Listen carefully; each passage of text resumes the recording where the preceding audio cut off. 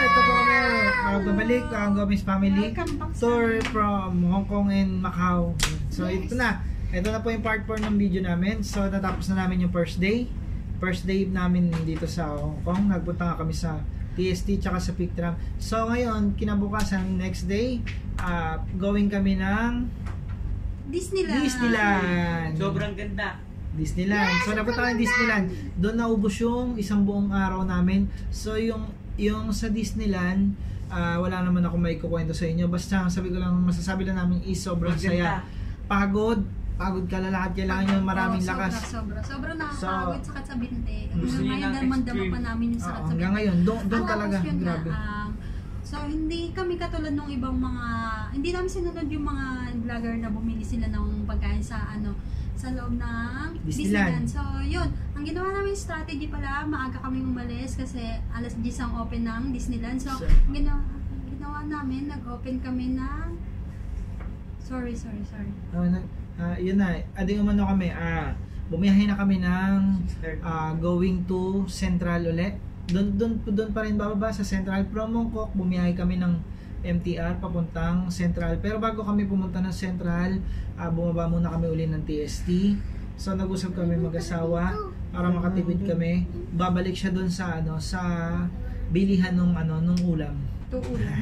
Sa nakakatawa, no? Eat more. Kasi $38 lang meron ka ng pagkain. Tapos sabi ko sa kanya, bumili siya ng dalawang $38, bali 4 na ulam, tapos 2 kanin, tapos bumili pa siya ng 3 extra rice.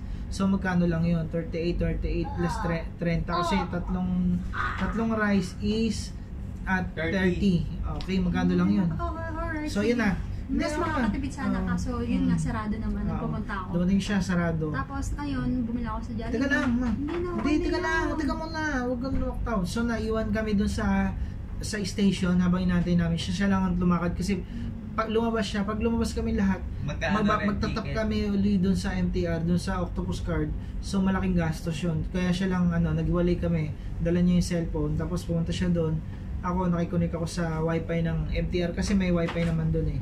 So yun na, kwento mo na nangyari. Bumili na ako sa Jollibee na lang kasi sinsarado. Bumili na lang ako sa Jollibee ng pan-takeout, pang-almusal namin. So yun, nung pumunta kami ng pumunta ako ng Jollibee. Konti lang yung binili ko kasi parang medyo nalungkot ako kasi mag-chicken na naman kami. Kasi nag-chicken ba tayo? Nag-chicken na tayo nung gabi. Tapos chicken ulit kami. Kaya konti lang in-order ko. Tapos yun, nung nadaanan ko, dala-dala ko na yung Jollibee na pagkain. Nadaanan ko ulit yung Eat More. Tapos nakita ko, na sila, pa-open na sila. Parang 2 ulam pala yung naluluto. So, pinulit ko talaga yung doon, yung mga crew doon para bentahan na ako. Yun, hanggang sa napapayag ko sila. Bebentahan daw nila ako kasi walang kanin. Kasi wala pa daw kanin. O sige, pumayag ako. Kasi may dala naman akong kanin galing Jollibee. Pero yun nga, since nakikita ko, habang natakalan na ako ng ulam, may nagsasali na ng kanin. So yun, saktong-sakto, nabigyan din nila ako ng kanin. So yun, nagmamadali akong bumalik kasi nga, baka hindi ko sila makita. So yun, nakakalito pala. Nakakalito pa rin pala. Second day ko sa Macau, sa Hong Kong, nagamit yung MTR nila. Nalito pa rin ako. So pagbalik ko, nalito ako, hindi ko na sila nakita. Kumbaga, ibang floor na pala ako napunta. May ibang floor na pala ako napuntahan. Pero ano lang gastos namin doon sa pagkain namin? Nakamagkano na tayo na? Wala pang 200. Wala pa, 150 lang, nasa 150. 150 samantalang pag nag-book ka ng pagkain sa isang tao, nasa 500 ba gano'n? Tandaan niyo, ang daming nagbabaon doon. Huwag kayong matakot magdala ng pagkain. Basta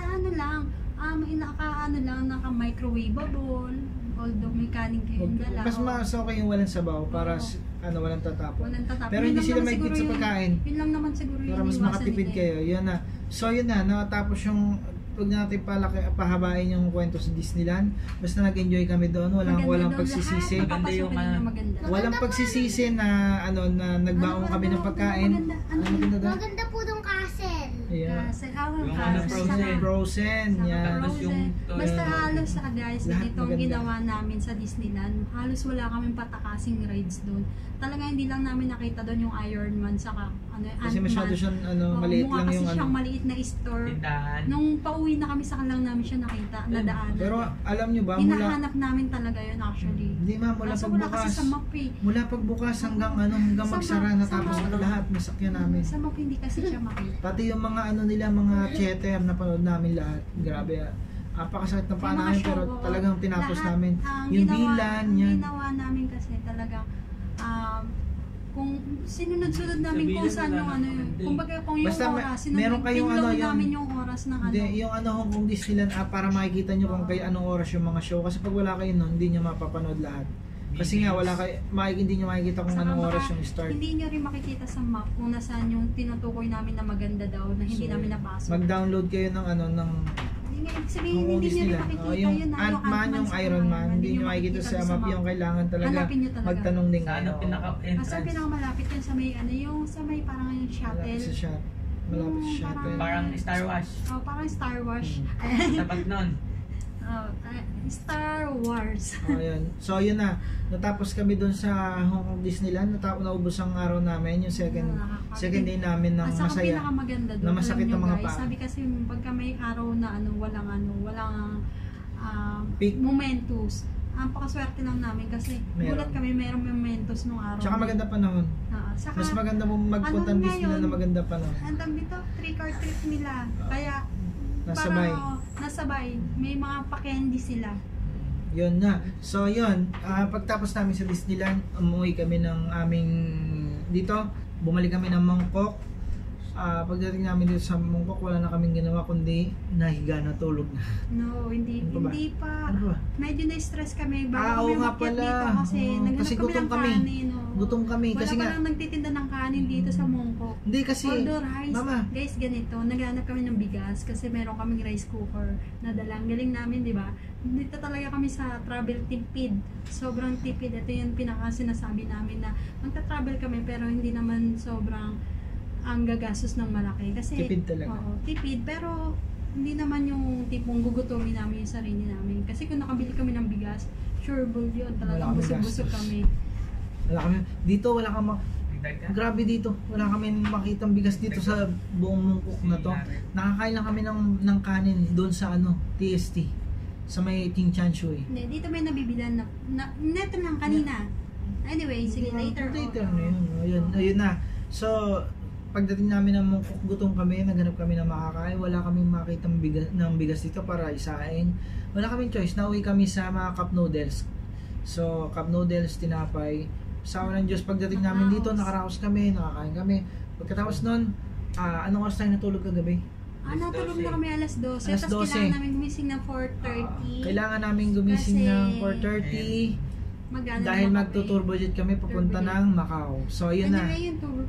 Mamaya na natin kwento, mahaba pa ito eh. Sige, sige, sige. So, tapusin mo natin dito yung usapan natin. Antayin niyo yung part 5 ng kwento namin. Yes. So, bye-bye! Yes. Bye-bye. Bye-bye. Patay mo. Okay na po.